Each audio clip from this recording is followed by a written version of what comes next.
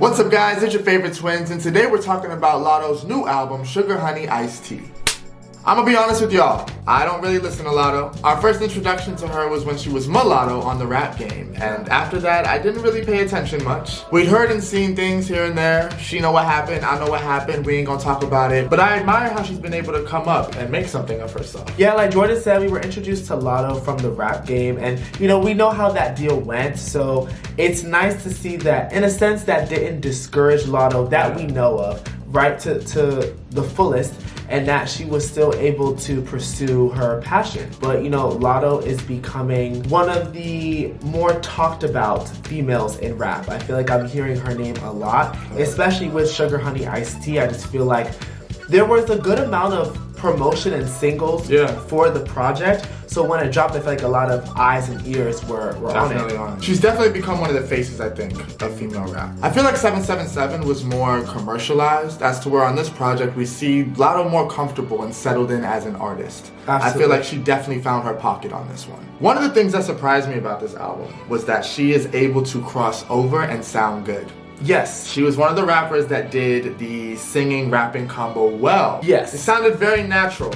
No. Sugar Honey Iced Tea. Yeah, I have to agree. For me, Latto has a very thick accent. Very thick. So as the project was going on, and I was seeing the versatility and more so the melodic rap singing or whatever, I was like, oh wow. Like, I was genuinely shocked. And for some of the songs, I was actually very impressed. I didn't really listen to her, so I really didn't know, of course you have like Big Energy, and one of my personal favorites, Lottery. She's capable of crossing over into the pop world, but it was cool to see that on an album like this. Yeah, and honestly, it's up for debate whether the accent is real or not. I think that she carries it well. Being from ATL, I loved Georgia Peach as an opener. Everyone knows the link between Peaches and Georgia, so it just made sense. It keeps the theming intact. This album was definitely a love letter to Atlanta. When Georgia Peach started, I was instantly hooked. It's only because I feel like, if you're gonna make a love letter to your city, you gotta kind of tell me who you are. Yeah. And I have to hear that in the beat, in the flow, in the lyrics. I have to hear it in everything. We already know it's an accent. Yeah. So it's kind of like to have all of that, it made for a perfect intro. Like,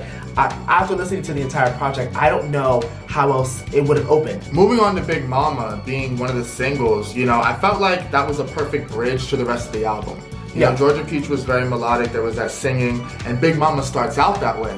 But then the second half catapults into this more aggressive Big Mama. Yes. It's like she really starts rapping, and then it carries out for a majority of the album. So I just thought that was great sequencing.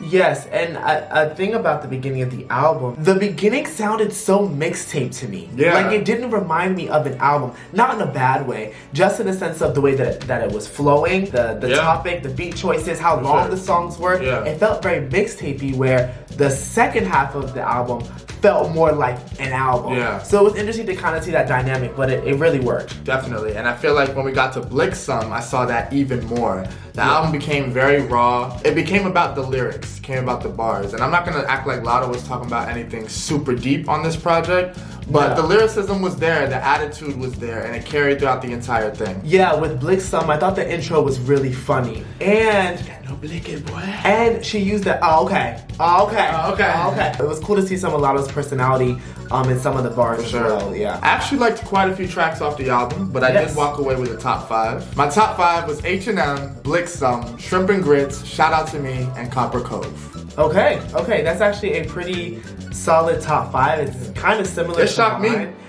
Did it? It did. I don't even know if H&M is number 1, because Bascome really be fighting. My top 5, the number 1 spot, there are 2 actually debating for the number 1 spot. It's H&M and Copper Cove. But then you have Georgia Peach, Squeeze, and Shout Out to Me. Okay. Those were the standouts for me on the project. Alright. So we got some in common there. We do have some in common. Right. I also want to point out the features. I think the features were really good. You had Sierra, Megan Thee Stallion, you had Mariah the Scientist, Young Huncho. Megan in particular, I think, being one of the more mainstream. That was cool to see that. Also having a lot more female collaborations.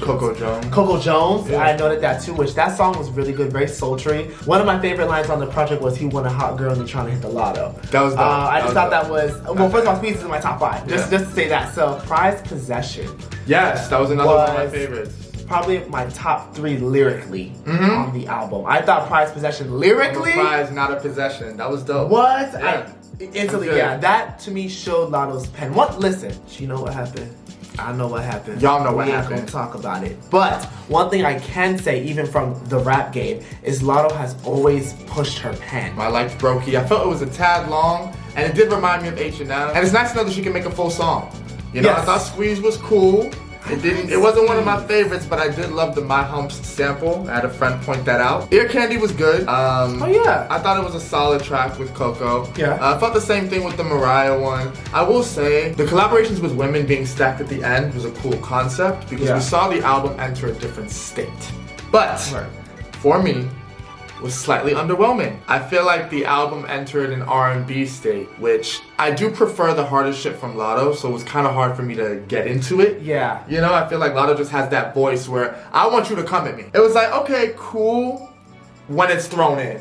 You know what I mean? When there's balance. Yeah, I thought some of the love songs could cross the line of being a little corny. I do have 3 tracks on this album that three that I just will not go back to, even if you paid me. And ironically, one of them is Brokey.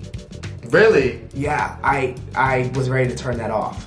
But How I does sat it through feel having no taste? Does that feel, what's that like? I've never experienced I that. never experienced that either. I've never had that. Well, you're experiencing it right now for the first time.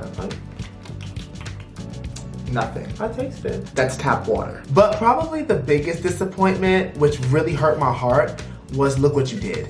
I am one of the biggest Mariah the Scientist fans. Like, debate your mom. Like, I really am. And so to have that be so... it hurt my heart because I really wanted to see how they sounded together. But nothing was worse than Liquor. Listen.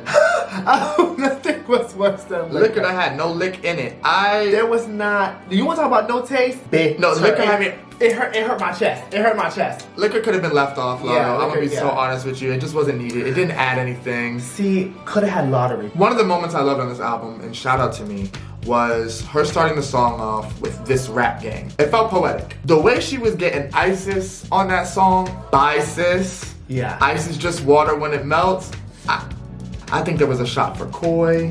Like, shout out to me, she was just going off. But overall, I feel like Latto might have the best rap project this year. She might have the best rap project this year. She might. And I think as a project as a whole, I think it was just very well developed. It was very cohesive. It was thought out. I didn't feel like I was being thrown everywhere, you know, despite the criticism.